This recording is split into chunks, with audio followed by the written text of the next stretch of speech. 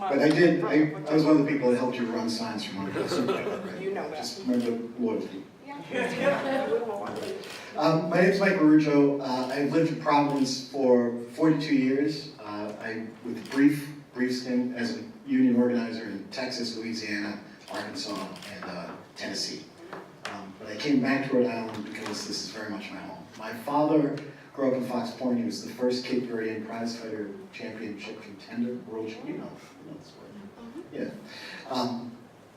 And Fox Point was always the central feature of our community. The Cape Verdean community, that was our anchor, right? And so one of the things that we saw happen over the 42 years I've been here is that those folks, my people, have been removed from that community, right? We saw other people come in, displace us without regard to ranks or care of the culture that was actually part that made me who I am. That's part of the reason why I'm running for the City Council of Ward 13.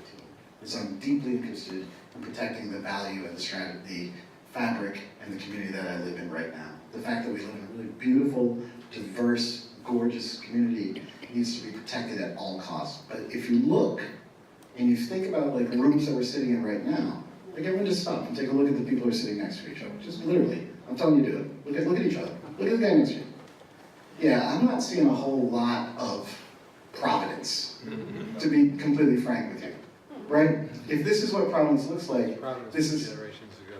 Well, maybe, but I don't know if that's true because my family's been here since 1890, right? So when I look at our community, I see our black and brown families being pushed further and further out, and I see us being pushed with more marginal conditions and less services that actually serve our people. That's why I run. As a union organizer and as a community activist, I've worked actively to organize from the ground up, and Mary Kate knows this for a fact, from the ground up, work from democratic roots, small d democracy, for people making contributions to how they want to live, being informed by their decisions.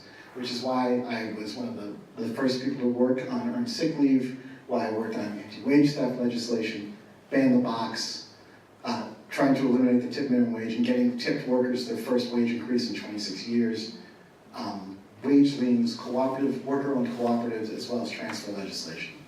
I mean, for poor people, and I am one of those people, this city is either one of the most beautiful and satisfying places to live, or it's one of the coldest places to be. Our schools are deeply segregated, right? We saw that happen. The school I went to on the east side, when I went to Nathan Bishop, was an incredibly diverse school. And now, after it was rebuilt and redistricted, is it the same? No, not at all. Most of those children that had been going to that school have been removed. This is a product and a choice that's actively made in the city. And as a candidate and as a person who's running for city council, it's vital that we speak and that I speak with a strong and uncompromising voice against gentrification, against the casual racism of school districting, against the policies of police that are brutal and often unaccountable.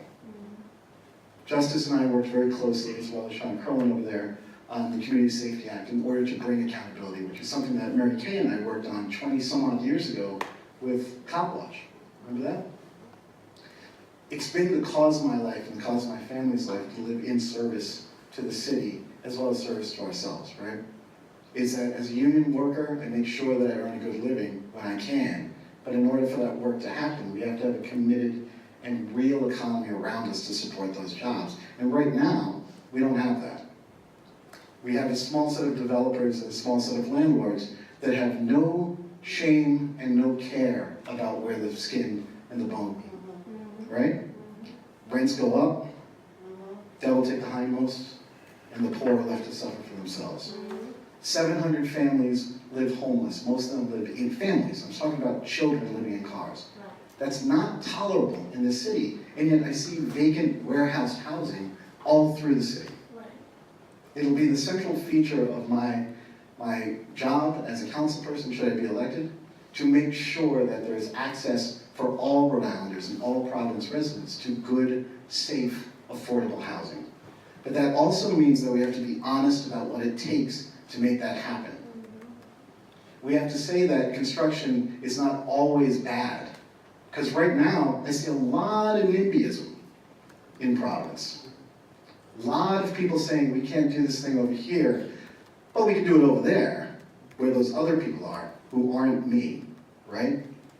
And I think there's some people in this room who might have said that. And the truth, I don't know what time. All right, so let me answer the questions for you. One, I think that's a ridiculously framed question, but I am going to say no. Two, I'm going to say yes. And three, I'm going to say yes. Thank you so much.